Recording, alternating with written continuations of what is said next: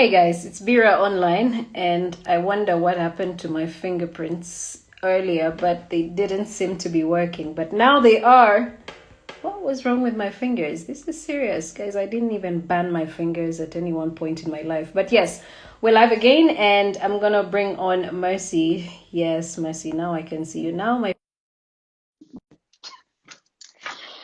Did I even just use a curse word? Okay, I hope that was not very insane. But yeah, I want to hear from Mercy as well if she's enjoying this new normal. Mercy, it's good to have you back. Sorry about that. My fingers No seem worries. to be having issues. Someone was Um, asking if you're nervous. no, I'm not nervous, but maybe you never know. I mean, you guys are Yeah. powerhouses. Anyone would get nervous around you guys. But tell me something. Mhm. Are you enjoying this new normal from your perspective? Yes and no. Is there a Yes, bright side to it? definitely. It has fast forwarded us to the future. It's literally forced us. You know the way you keep imagining, like Vision 2030 is a perfect example. When we Yeah. get to 2029, that's when we'll start thinking through it. So I think COVID Mm-hmm. has really pushed us out of our comfort zone and fast forwarded us. There's been a big shift in media habits, trends, and consumptions. If you Mm. look at content creators, there's so many right now, literally everywhere. It's very normal right now to find someone filming a whole movie from their phone. Even phone Right. companies are understanding like technology is playing a very key part in is playing a very key part in production and content creation. So you see the fight between Huawei and Samsung in terms of picture quality. So there's Mm-hmm. definitely a need to cultivate creativity and innovation. Am I enjoying it? Partly yes, Mm. partly no. Partly yes, because I get to, as Vicky said, I get to get more stuff done because you Yeah. don't have as many interruptions, and you have more time to really go through as a creative to think through what you'd like to do and ideas and concepts. I think this is a time I have thought through more concepts than before because now I'm able to focus more on that. No, because it's frustrating to an extent because not everyone has cracked how to work with a new normal. So working Mm-hmm. from home is almost like a holiday. So Yeah. pushing people and trying to get things out of them, I think, has been harder than it was before, for sure.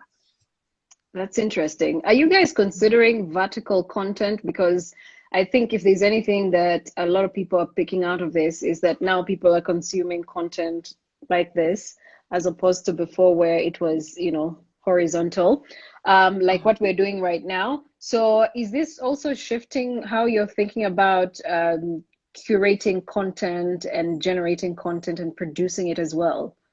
Definitely 100% because Mm. think about it like this. When we were growing up, our parents we used to rush home to watch the 7 and the 9 o'clock news. It was Yeah. sacred. There was no Mm-hmm. question about it because that's the only place they can know what happened during the day. But right now, it's faster. People are getting that information faster.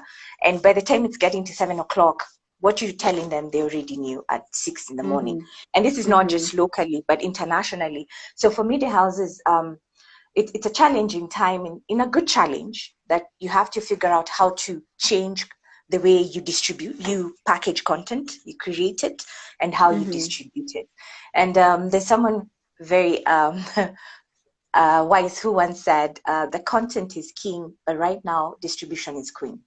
How you get it to Yes. people is queen, Yes. definitely. Yep. Yeah. Okay. And of course it's a crazy time to be a journalist right now in Kenya and in Africa generally.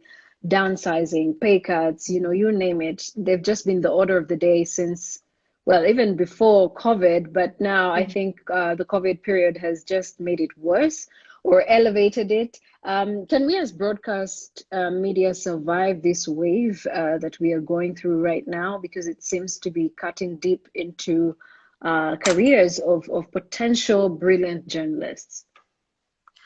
Um, I think there needs to be a total paradigm shift in the sense that people are not consuming media the way they were consuming it before. So Right. you have to figure out as mainstream media, you're now competing with other content creators who are using Mm-hmm. less money, are able to curate content in the blink of an eye. And we are Mm-hmm. trying to play catch up. So we can survive, but if we change how we approach, we need to think of new ways of new revenue streams. It can't be just the usual advertising. So we have to change that. We have to look at the way we run our operations. I'll give you an example. For live productions, we need at least 15 people with a outside broadcasting van, for example, if it's county edition. But right now we are being forced, because again, it's an expensive operation, to It scale is, down, yeah. but still, yes, but scale down, but not affect quality. So if we change with the time, reinvent, and not just play catch up, but just go and invest heavily in digital and embrace digital, the Mm. disruption, embrace it, not fight it, because it can work for us. Then I think we have a huge rate of success. Look at people who've left mainstream media. Asha Mwilio, she's doing an amazing job, and She is, that's yeah. that's just one of the many examples. John Allan Namo is doing a brilliant job, and with him right now, he doesn't have the bottlenecks of editorial policies, so he gets to call the shots on that, and he's Mm-hmm. able to give a variety of content that mainstream media may not necessarily be able to give. So if we embrace the future, and there's things like podcasts, instead of just people sitting down and watching TV, what other things can people come up with in terms of Mm-hmm. mainstream media that can keep them in the game, for lack of a better word? I Yeah. like that. I'm coming to the point where we're going to talk about women in the media and the role that we can play to put out certain issues. Mhm. But I want you to touch on that, about the content. Can you highlight a little bit about how best female journalists or women in the media can play a role in changing society norms against gender or when it comes to gender issues? I will not fantasize it, make it romantic. Not, I will not romanticize it. It's a tough, and I'll Mhm. tell you for a fact, more often than not, we're not looked at as equals. I can mention the number of times, and I'm not talking about my job or anything, even regular spaces where you sit down and you give an idea, and no one responds, but a man sitting literally next to you will just change up two words of what you said, and everyone is looking like light bulb moment, like, where have you been? And you're Yeah, sitting there confused, but that's exactly what I said. So what you we said. have, yeah, but here's the thing, it's historical. We have to put in the work. And that's why people like Shefa, I literally salute her. Njoki Ngumi, they're always fighting for our space. So Mm, we have to fight for our space, literally, and not physical, of course, but yeah. in terms of what you bring to the table, know your stuff. You will not get it just because you're a woman. That's not good enough. Know whatever you're fighting for, have your facts. So even when you're sitting and you're talking about something, be an authority. If you don't know it, research. Never go into a meeting half baked, Mm-hmm. because the people who are walking in already have an advantage that they'll already just naturally be listened to regardless.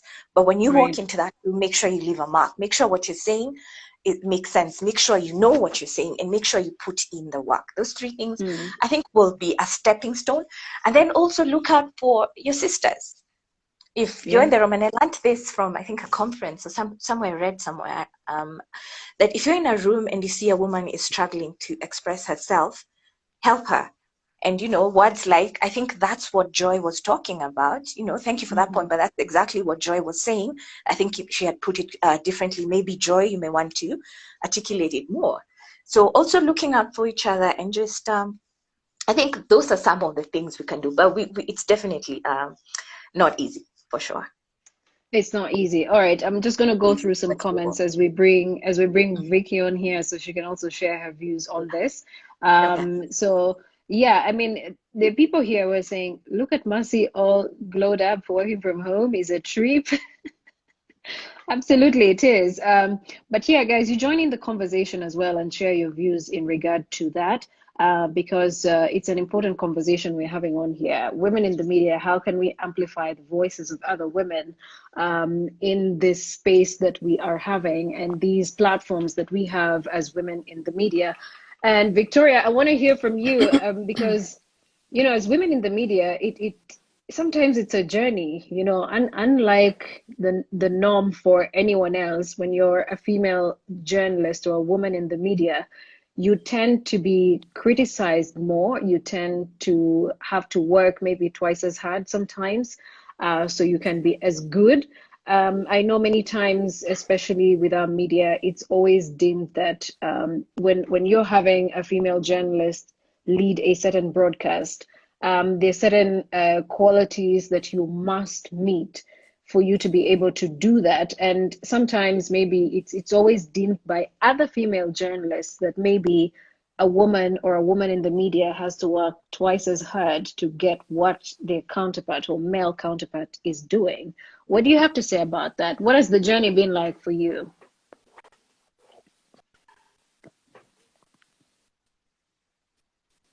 Vicky, can you hear me? Victoria, are you Okay, there? I hope you. Uh-huh. Yeah, I can hear you now. Go ahead. Hello. You can Yes, hear I me can now? hear you. Can you? If you just repeat Yes. that, because I think it dropped at a point. You lost me at some point. Sometimes we of course have to work twice as hard as women in the media because maybe sometimes they think we are not fit for certain positions. We're not fit to take on certain roles. But what has your journey been like on that front? You want to take us through that? Oh, it's been quite an interesting journey, Joy. Um, yeah, you're right.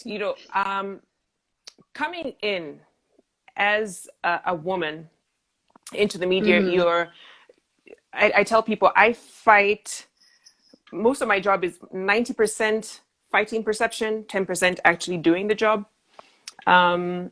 Because just the thoughts and how we kind of perceive women in the media, and I'll say it unfortunately, is first physical, okay, before anything comes out of your mouth. And Mm-hmm. so once you pass that threshold, then they start to say, oh, okay, she actually has something to say. But it takes some time.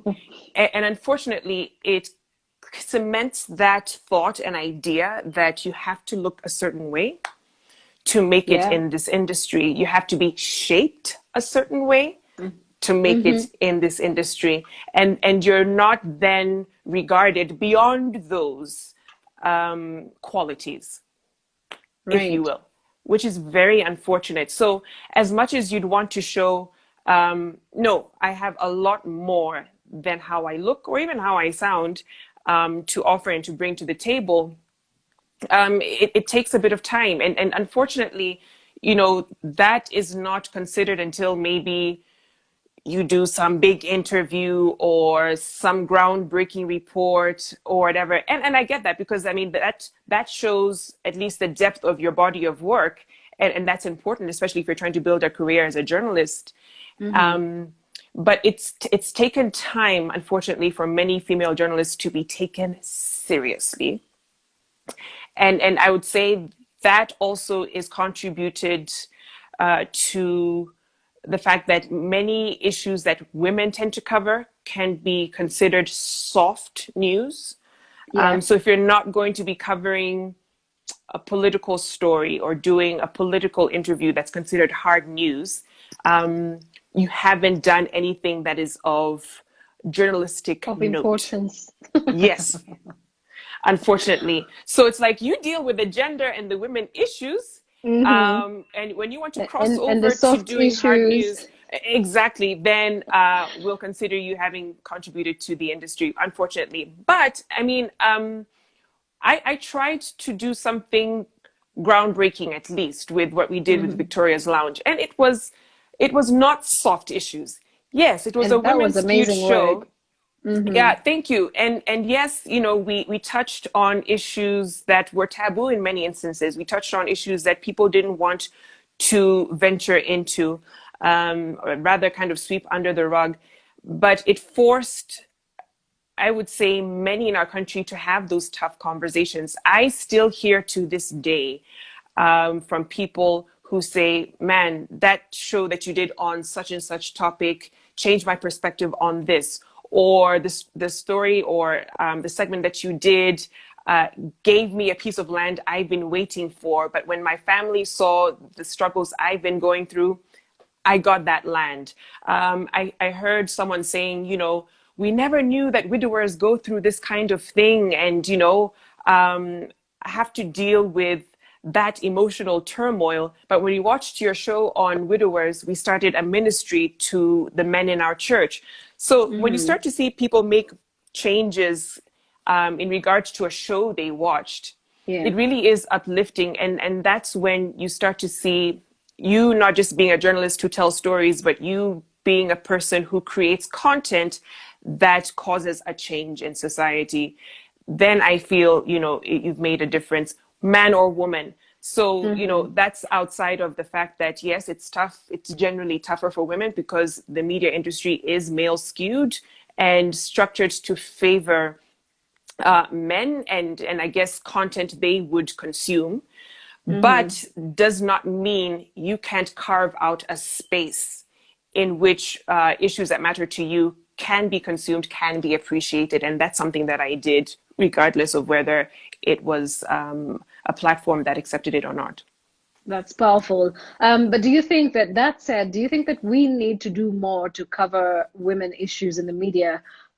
Because sometimes, the audience or the viewers would always say, you people only cover gender issues when you're talking about problems. You never celebrate women issues. We're always talking about either it's a femicide or it's a divorce or it's gender-based violence or it's I don't know, a disease or something. But do you think that really this is the issue? And if that's the case, how do we turn this around? Because I think that there's so many success stories we've covered. Is it that we're not covering them enough, or maybe we need to change the approach with which we're covering these issues? I think it's both. Definitely, Yeah. we need to cover more content that shows women in a more positive light. And the approach in that, we give them prominence in a news broadcast, right? I covered a segment both at Nation and my current employer, Citizen TV, every single week, where you did show women in a positive, empowered light. But guess where it was in the broadcast?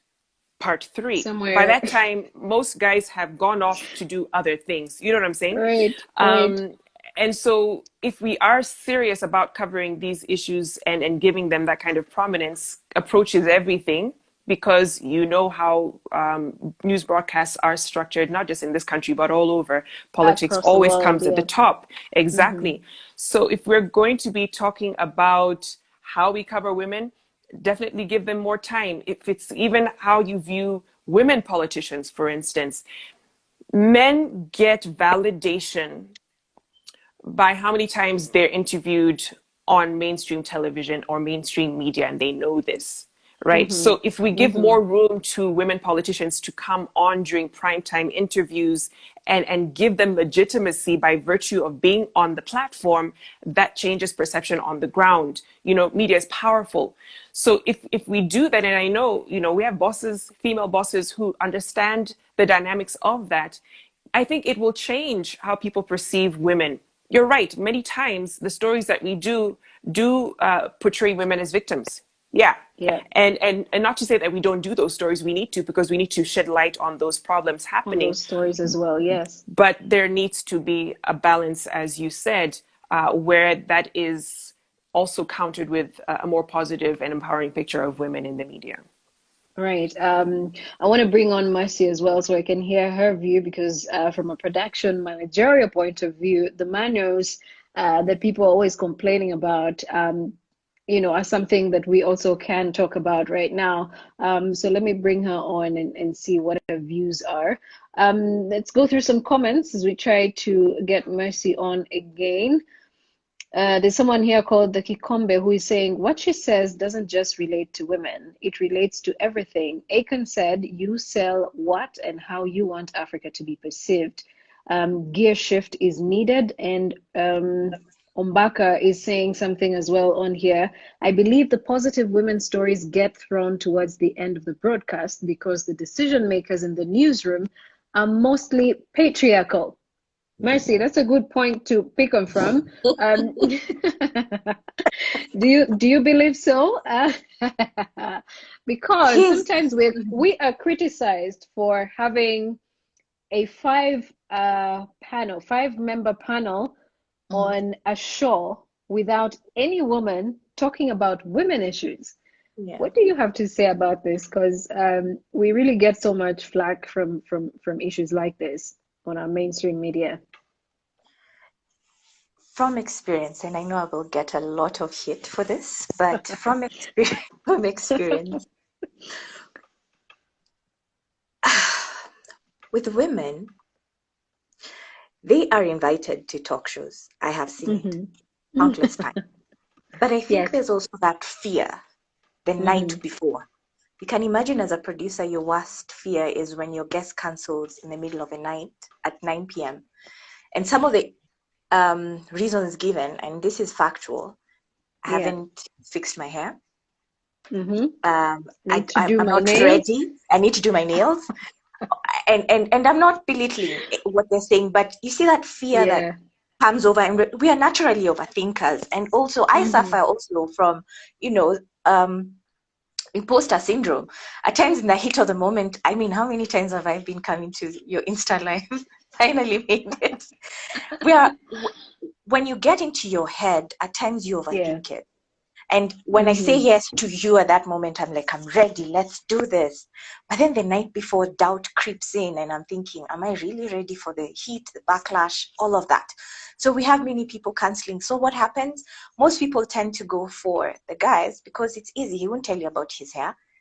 And Mm-hmm. they tend to show up much more. That's in my experience. They tend to show up and not cancel as much as women do.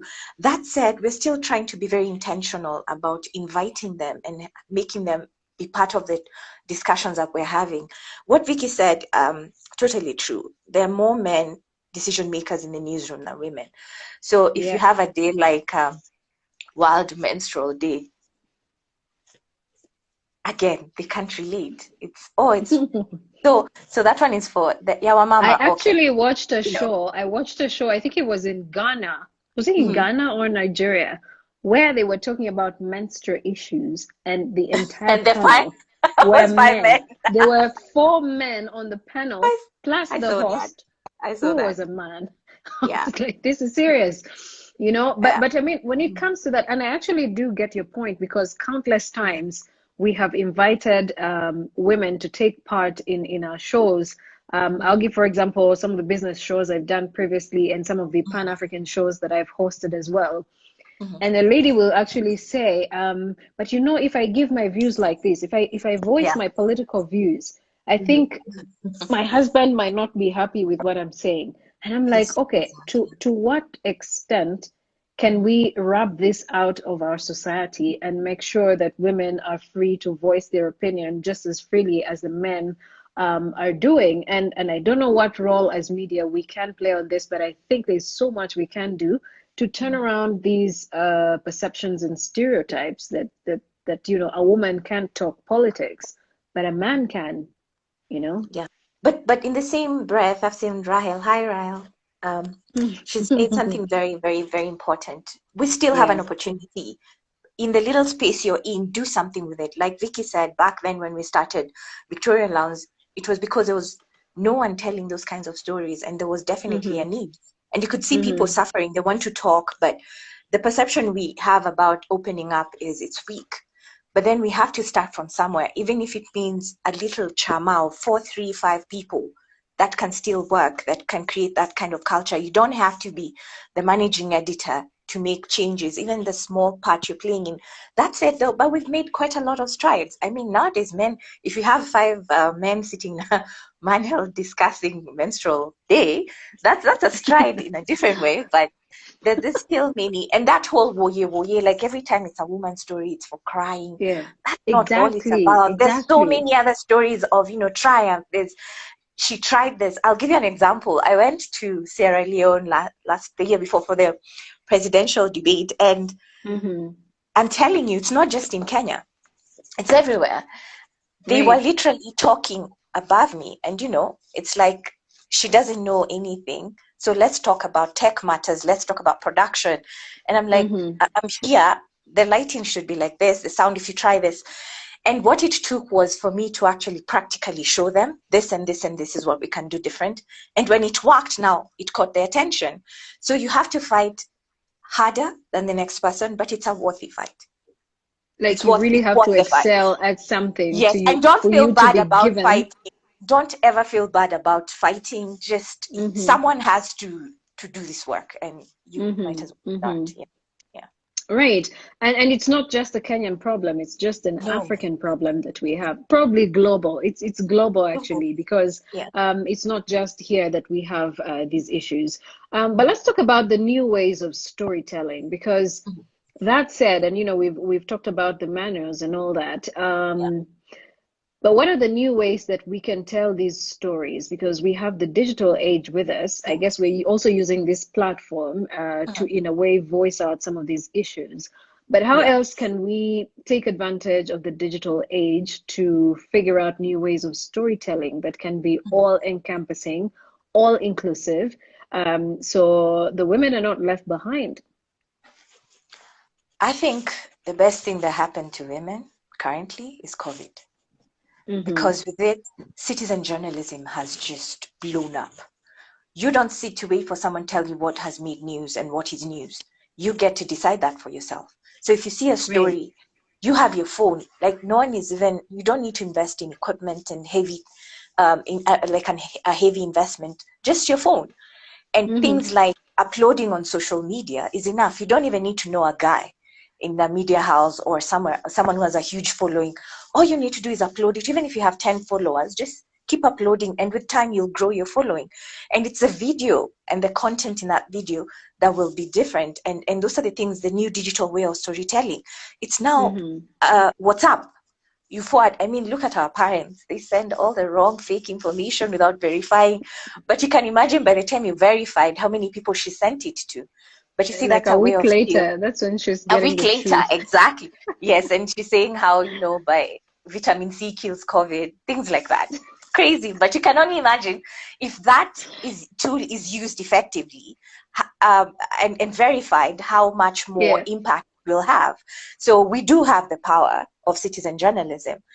Things like Mm-hmm. TikTok and Instagram, people are now appreciating shorter format content. I don't need to sit One and watch a minute. show. 1 minute to Yeah. just literally catch my attention, 30 seconds in and out, and I'll laugh and I'll remember that. So there's many ways, even that, regardless of your age, you can still participate. There's citizen journalism, TikTok, Instagram, all of that. It's still very much Mm-hmm. available in this new I age. like that. But of course, this is now happening on the citizen journalism platform, or from that end. Are Mhm. we going to see this content shifting from the social media platforms we're seeing it on onto mainstream media, or you think that the best way for mainstream media to play a role in the same is use their various social media platforms to generate this content? How do you think it's going to pan out in the near future? Because if we're going to talk about the future of the media, it's definitely, just like you said, it's going to have something to do with more audio productions, Mhm. with very brief content, like, because the concentration span today is so Very. limited. And today, if you produced a 2 hour documentary, you'd actually probably want to take it to the cinema, because that's the Yeah. only place you'd confine someone to watch it for 120 minutes. I think it would be a hybrid system, because Mm, you cannot ignore social media. Half the time, right. I mean, look at how many times do you go to social media? People actually get the news on social media, but they Mm-hmm. confirm it with mainstream. So yes, I've seen all this happening, but then I'll counter check. Is it breaking news on any mainstream media? Then I'm like, okay, now I totally believe it. So there's still that advantage that we can Yeah. use to work out for us. So I foresee a hybrid of both, mainstream and the digital in future. Mm-hmm. That's Mm-hmm. what I foresee. Yes. I like that. Let me just go through some comments, and I would also want to hear Victoria's view on this. Um, I think a problem we have with Media Matters is that we are at times too selective with the women we invite to air their views. Mercy acknowledges that women may be an issue. But actually, that is the truth, Kikombe. It is the truth. It's not even it's the actual truth that sometimes when you invite, you call up a female guest and she's like, or a potential female guest, and she will always say, what time is it? What time am I supposed to be there? If you say maybe by 9 p.m., she's going to say something like, I don't think my hair is very presentable. But on the other hand, if you called a male guest or a potential male guest, the issue is not really always stuff to do with them preparing themselves. It's like, how much time do I have? Can you send me the questions? So there's a difference in the approach and just the feedback that you would get from a male guest as compared to a female guest. So yeah, there's a lot of that as well. And let's see, there's someone here who is saying, Benjamin, you're saying cover more positive. It's just a matter of time. Things will change. And Ombaka, you're saying, can Mercy touch on the positive stories as well that are told about women? Yeah. But yeah, Victoria, I would like to hear from you as well in regard to the issue of manners. Briefly touch on that, yeah? My goodness, I mean, it got to a point where you saw Ori Okolo put together a database of women experts in various fields because she said, surely it can't be that there aren't any women to talk about these issues. Yeah. I think whenever it comes to, and someone had mentioned it, whenever it comes to whoever you call on, we have tunnel vision. Oh, so and so speaks well. They're an expert known in this, so let's just call them. It's easier. Yeah. And I think that in part is because these people have been tested, and in terms of their legitimacy, because you can't just call anyone up on television. So because, they're on such and such, they've proven, we know that they can back up whatever it is they're saying. So let's call them up. But it's also lazy because you haven't done enough research to see, is there another voice? Is there an alternative to this? And it's just a matter of making room. Mercy is right. You can call a woman up an hour to the show and she's thinking, no, I need time to think through, get myself into a mindset of expressing myself on television because, and have like the we said right earlier, responses. people are far more critical. Yeah. Yeah, of women, so you have to have your facts right. So, I mean, there's several contributing factors as to why we have a lot more manos. Men are just way more receptive to coming and giving their opinions. Again, it's because the platform has made it more conducive for them to share. And I guess people will be less critical of it coming out of the mouth of a man than that of a woman, unfortunately, because of how society is structured. But I just wanted to add so we really need to quickly, change as a society as well. Yeah, go ahead. we do. Just on the issue of digital, and Mercy is right, in terms of where we're headed, how it's changed storytelling. It's kind of torn down those hierarchies. In the past, we had a news anchor at 9 o'clock, and you are literally the voice of God telling the audience The entire what happened world, because what's they really didn't know. happening. There was no social media.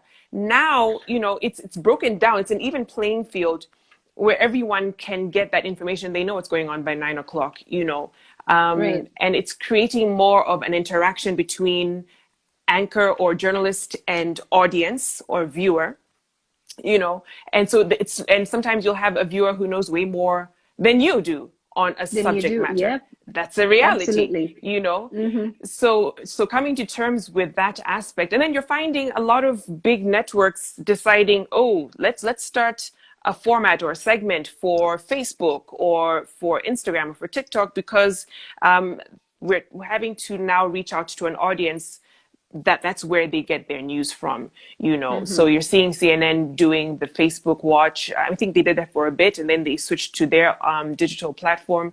But just seeing the value of having a presence there and being a reputable news source, it's that much more necessary to play in a space where most people are now. All right. So let's talk about girlfriends' confidential talk Ah, because I want to tie this into voicing women issues and putting out some of the positivity out there. You started these conversations, or however they started. I want to know it all, first of all. But are we going to see these talks making a comeback anytime soon? Because they were very uplifting. A lot of people, a lot of young women, young girls were getting mentorship through these conversations. You want to tell us how they started and what's the way forward now? Victoria, are you there? Okay, let me read through the comments as I give us some time. Why is your connection buffering? Great show, Mercy and Vicky. I'm loving the conversation.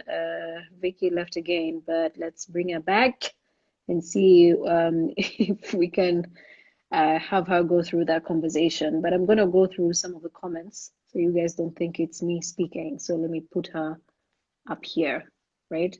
Okay, Kate Nduku, you're saying great show. Mercy and Vicky, I'm loving the show. It's really important we address the stereotypes and biases. We must continue getting our voice out there and take up the challenge. I agree, absolutely, because if we do not do this, but I like that what we're seeing a lot more of today is that we have more female content generators on our social media platforms, and they're generating content that is very helpful to society. There's a lot of positive energy on these various platforms that we are seeing with the content, a lot of education or edutainment, if I might call it that, and which is really amazing. It's fantastic that we are seeing more women taking up the initiative as well to change the society around them. Zainab Ismail, you're saying, I think newsrooms need to shift this culture and be more supportive. And we have a responsibility to stand up for each other too, create a network of women at all levels to create a supportive environment. Yep, because we need to get to a point where we're like, I need to lift up other women. If I see a female journalist come into a newsroom and they're young or whatever age they are really, it's up to me to give them the direction that they need. It's up to me to show them that they can actually stand on their 2 feet and defend a story that they think is rightfully told. I'm not saying that you shouldn't heed to correction when you are factually wrong about a script, but you can also defend a story to a point that it gets the airtime that it deserves from a certain perspective. So I think, yes, we can actually do that. Create a network of women at all levels to create a supportive environment. I like that, Zainab. And Marion, you're saying more focus should be put on the plight of women too. Um, Let me get Vicky back on here. I don't know if my fingers are having another problem. Vicky, can you can you send me a request? Because I would like to hear your views about the girlfriend's talk as well. Can we pause for a minute and appreciate how civil and eloquent, okay, Victoria can be, yeah, as always, really. Is it safe to say media houses are focused more on streams generated from viewers in which this sidelines the women? I really don't think so. I think that as media houses or as media personalities, we always from time to time reach out to all, try to balance it out, have a balanced conversation on all platforms every day. It's just that sometimes you cannot change, or you cannot force a guest to come to the studio just because you want them to have a balanced conversation with you. So yeah, let's hear from Ricky as well, so she can come and bring on the conversation about a girlfriend's confidential talk. And I mean, yeah, Vicky, I have your back. What happened? yes. I think it was my internet. I'm so sorry. It's okay. Yeah. It's actually good because now it's much more clear. Oh, great. So in regard to a girlfriend or girlfriend's confidential talk, how did it start and where do we next go to for the next one? Are we going to have a webinar soon? Oh, I sure hope so. Yeah. So the concept actually was not mine originally. It's started by the Village Market team, and they were Mm-hmm. trying to reach out more to the female clientele. So Yeah. that forum was part of it. So it had been hosted originally by Oyunga Pala for about 3 years. And then he wasn't able to continue. They called on me to do it. And at that time, I was at the height of doing Victoria's Lounge. And so I thought, this is great. It's a different platform to reach out to women, to viewers. And from there, we kind of grew it organically to what it was before Miss Rona decided to enter stage left. And now we're having to, I guess, change up the platform. We're looking at different options, hopefully something on Zoom or another platform to accommodate such conversations. And, again, it's like you said, women are creating their own spaces on these digital platforms. We're not waiting to be given that time slot on a mainstream media network. We're starting YouTube channels. We're having conversations like this. And, it reminds me of something that Tyler Perry had said. He was like, I could wait for an Oscar. I could wait to be recognized by the Academy. But, me creating content for the people who understand where I'm coming from, for people who know and identify with my story, that I can't stop that, And so he said, now look at me opening up a whole studio lot where people are coming to make their movies. His vision was so much bigger than waiting to be recognized by his peers. He said, no, I'm still going to tell stories to the people who want to see and hear them. And it ended up creating a far bigger opportunity for him in the movie industry. So I think that should be a challenge to women as well. Yes, it's great to be called on to Citizen and NTV or CNN or BBC. If not, still create a space for your voice here, where people who want to hear from you will tune in and they will consume what it is you're giving. So, I mean, as Mercy said, this season disrupted systems and structures that we thought were the end all be all, but they weren't, clearly, And so it's given us time to create our own spaces, to have our conversations. And I think that's amazing.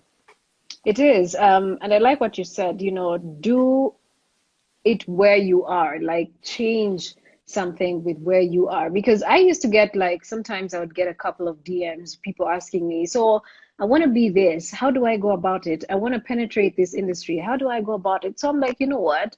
Maybe now that we're in this quarantine period and lockdowns and all that, start conversations that would help people understand where they need to start, how they need to start it out. And for me, having these conversations was really about impacting the lives of people. So when we are post or we're in the new normal that we already are in right now, people are able to make smarter decisions, have more informed conversations wherever it is that they go, just from the conversations that we've had. And I really do appreciate that I can get people like you on here, and Mercy as well, and so many others that we've heard previously, to just come and enlighten people and, give them the information they need so they can go out there and make smarter decisions. But tell me, what life lessons have you, or would you like to pass down to young women, young girls who look up to you? Because so many of them, I'm sure, have sent you, questions. Can you be my mentor? Can you do this? Can you do that?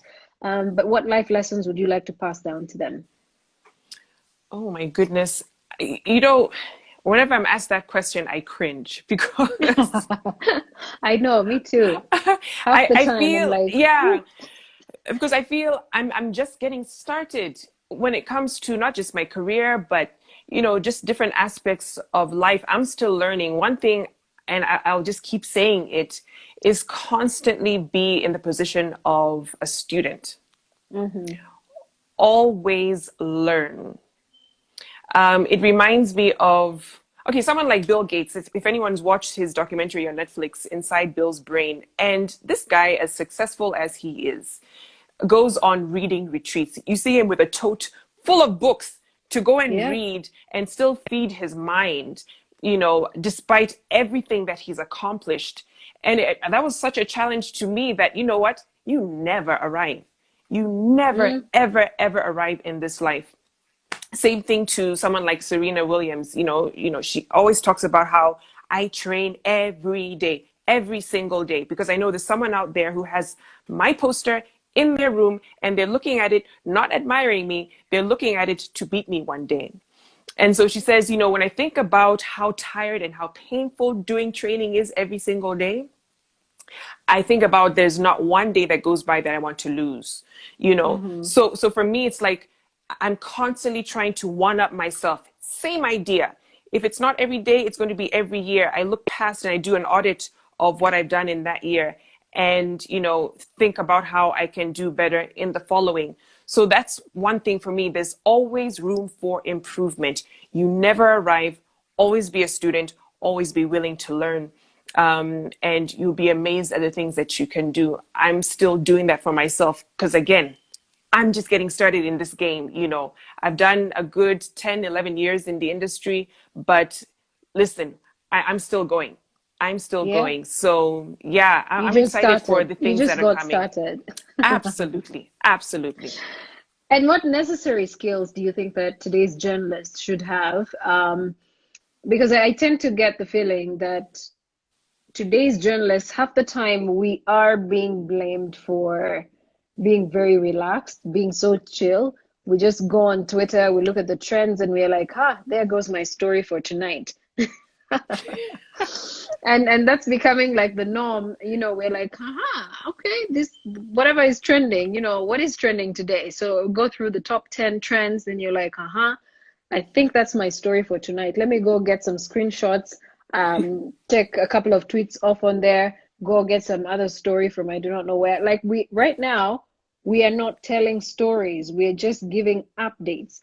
What do you have to say about, or to say to today's journalist? What skills do they need to have so they can go behind the tweet and say, there must be another story behind the tweet? Just over the weekend, I was having a conversation with a couple of friends, and we were talking about the famous jet that flew people to Dubai. And we're like, but how come people are not talking about what might have been on the jet? Why are they concerned about how much it cost to fly these people to Dubai or wherever it is, the United Arab Emirates? Why are they not talking about, what if there was gold on that plane that we didn't know about, that was being moved from, I don't know, the Democratic Republic of Congo via Kenya all the way to the UAE? Why are people not digging deeper? And it was an interesting conversation to have, but it still takes us back to today's journalist. What are they interested in? Are they interested in what the online subscribers are following, or are they looking deeper? Are they gaining deeper skills than the basics, Yeah, so let me hear your views on that. Man, I mean, it's a difficult one because the news cycle is very quick. It's very dynamic. It's 24 hours. And so we kind of get stuck we get stuck in that structure of tell it now, move on to the next. Okay. Yeah. Granted, that's the nature of our job. And so you can get caught up in that whole conveyor belt news cycle. And there's very little room, unless you have time to step out of that, to look at, wait, what's the bigger picture here? What's the story behind that? And we have very little agenda setting because of that structure and news cycle. Not saying that we can't do it. I think it's just someone having to go the extra mile too. We also have to kind of take people back because, again, of how quick the news cycle is. Our attention span is very short. Someone joked that Kenyans have the attention span of a goldfish. Of a goldfish. You remember that, right? And so yep. They're like, it's like you see something, this scandal, then another one comes in, another one. So we have very little time to sit and think, wait, what is the impact of this on our livelihood? What does this mean for future generations, in terms of the loans that we're taking? This is going to be a financial burden on generations after this.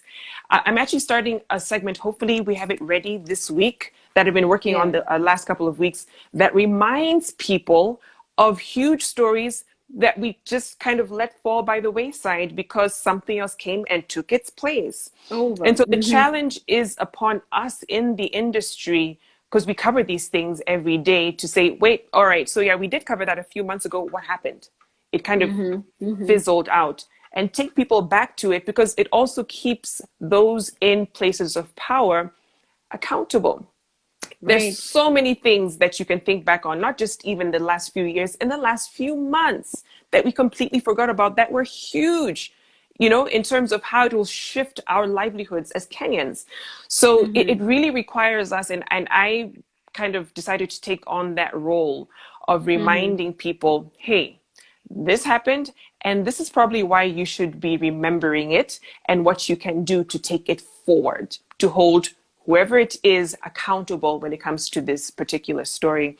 And so you're right. We can just kind of rest on our laurels as journalists and feel, well, I did my job of the day, I did my story, and I'm out, and go back and do whatever it is that you were doing. But Yeah. forgetting that we have such an important responsibility being custodians of the day's news, and then now giving that to the viewer.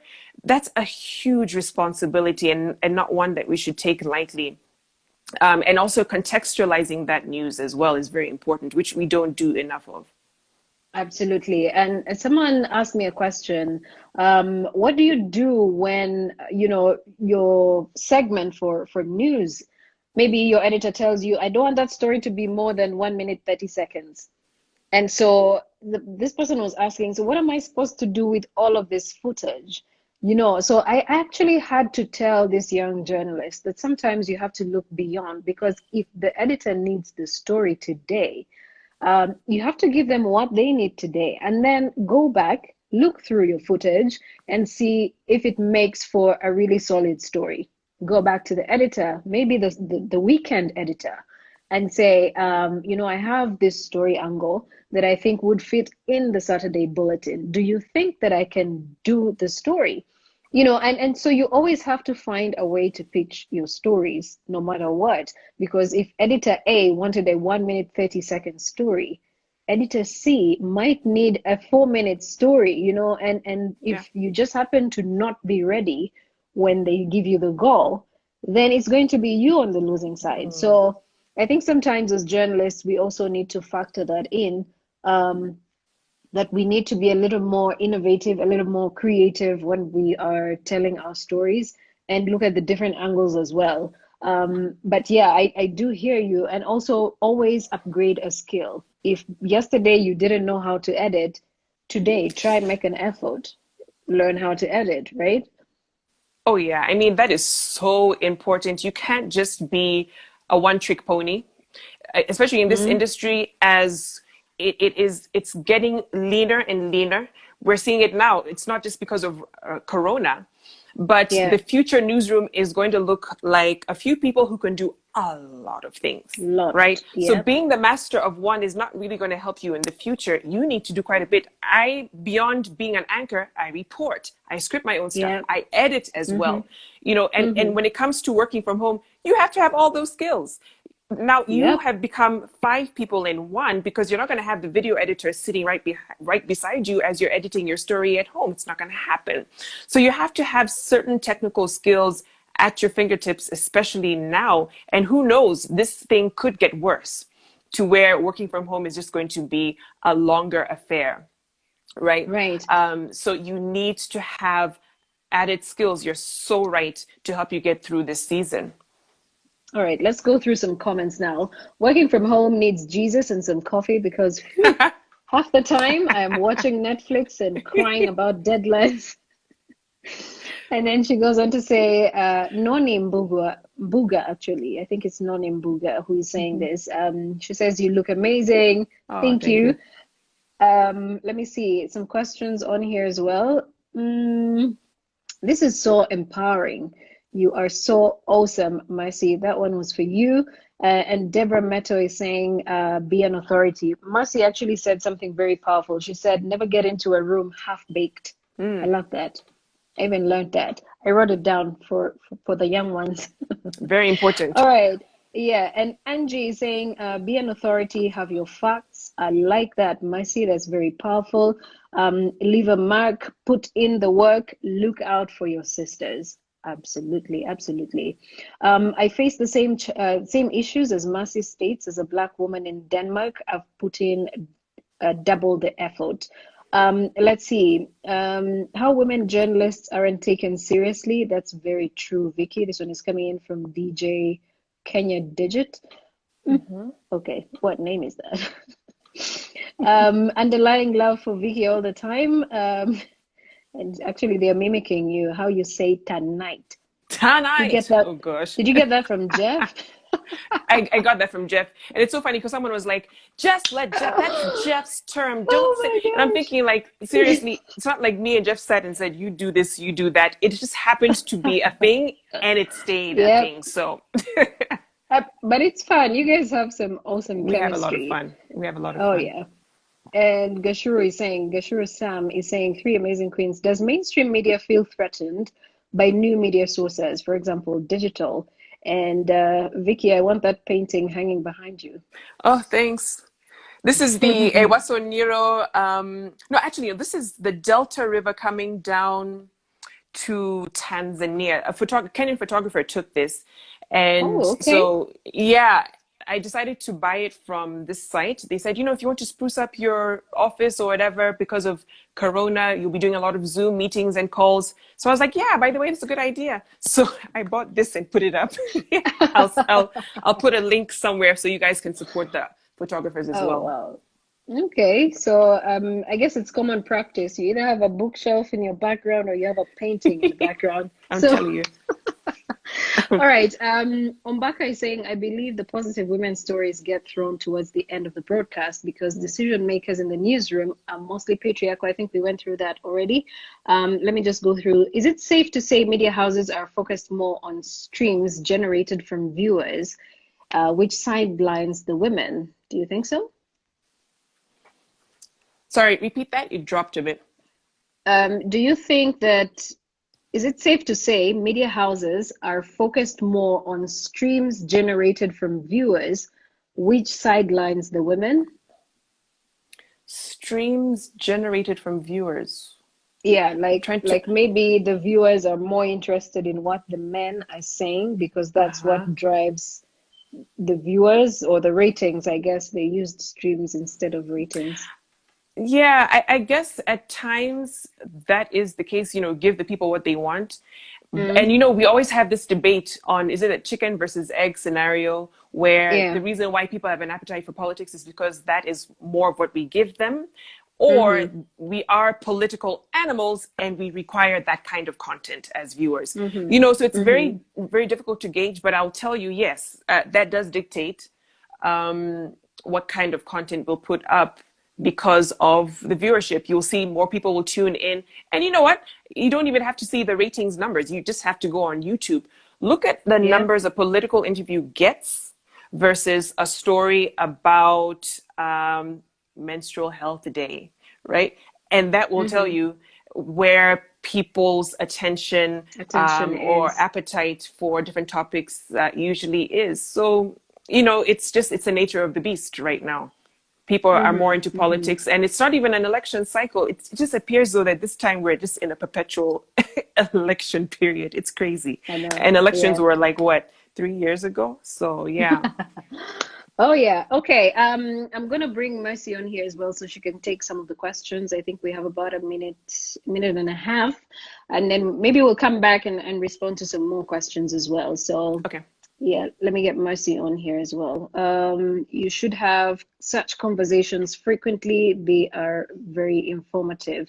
Thank you so much for that feedback. And I'm also seeing another on here. Vicky, you're doing an amazing job. I am Domf is saying so. And Anka PS, you're saying what's resulting to layoffs in media houses. Please answer this. There's a lot that's going on, of course, including a drop in revenues for a lot of media houses. So, yes, I am going to wind this down. But, ladies, thank you so much. We've been speaking to Mercy Maroma, who is the NTV production manager here in Kenya, and Victoria Rubadiri, who is a Citizen TV news anchor and show host. I'm going to come back and you can ask all the questions that you want to ask the ladies. So thank you so much for keeping it locked here on this conversation. Again, I'm sounding like a whole TV presenter.